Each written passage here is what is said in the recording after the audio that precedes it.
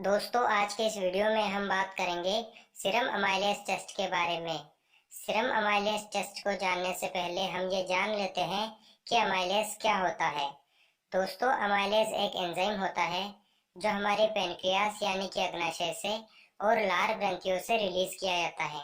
Amylase enzyme carbohydrate को digest करने में मदद करता है, यानी कि कार्बोहाइड्रेट को पचाने में मदद करता है।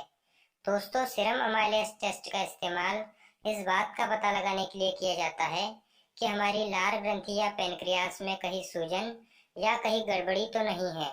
अगर आपके पेनक्रियास में किसी तरह की कोई गड़बड़ी है तो आपका सीरम अमाइलेज लेवल सामान्य से अधिक या फिर सामान्य से कम हो जाएगा। सीरम अमाइलेज टेस्ट क्या होता है? दोस्तों, अमाइलेज एक तरह का एंजाइम होता है जो पेनक्रियास यानी कि अग्नाशय और सलाइवरी ग्लैंड यानी कि लार ग्रंथियों द्वारा बनाया जाता है। पेनक्रियास कई तरह के एंजाइम पैदा करता है जो हमारी इंटेस्टाइन में भोजन को पचाते हैं, लेकिन कई बार पेनक्रियास प्रभावित हो जाती है, जिसके कारण बहुत कम या फिर बहुत अधिक मात्रा में अमाइलेज बनने लगता है। इस असामान्य मात्रा में अमाइलेज बनने का मतलब है कि शरीर में पेनक्रियाटिक डिसऑर्डर है, यानी कि पेनक्रियास में किसी तरह की कोई गड़बड़ी है। दोस्तों, सीरम अमाइलेज टेस्ट से शरीर में अमाइलेज की मात्रा का पता करके ये जांचा जा सकता है कि आपके पेनक्रियास में किसी तरह की कोई बीमारी तो नहीं है, इन्फेक्शन या पेनक्रियाटिक डिसऑर्डर्स तो नहीं है। सीरम अमाइलेज टेस्ट क्यों किया जाता है? दोस्तों, अमाइलेज का लेवल ब्लड की जांच करके पता किया जाता है, लेकिन कुछ कंडीशन में यूरिन टेस्ट से भी अमाइलेज की मात्रा का पता लगाया जा सकता है। अगर आपके डॉक्टर को आप में पेनक्रियाटाइटिस होने का संदेह है तो इस कंडीशन में अमाइलेज ब्लड टेस्ट किया जा सकता है। पेनक्रियाटाइटिस एक ऐसी कंडीशन है जिसमें पेनक्रियास में सूजन हो जाती है। अमाइलेज पेनक्रियास से जुड़ी दूसरी बीमारियों में भी कम या ज्यादा हो सकता है, जैसे पेनक्रियाटिक सूडोसिस्ट और पेनक्रियाटिक कैंसर।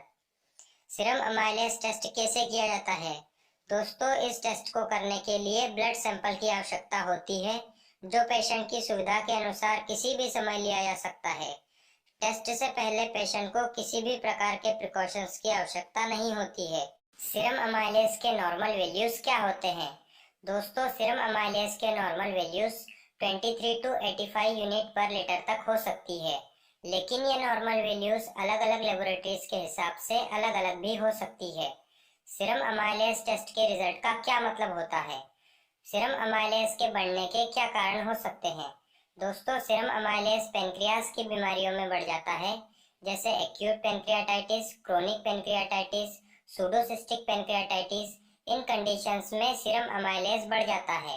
सीरम अमाइलेज शादीशुदा महिलाओं में भी बढ़ जाता है यदि महिला में एक्टोपिक प्रेगनेंसी हो।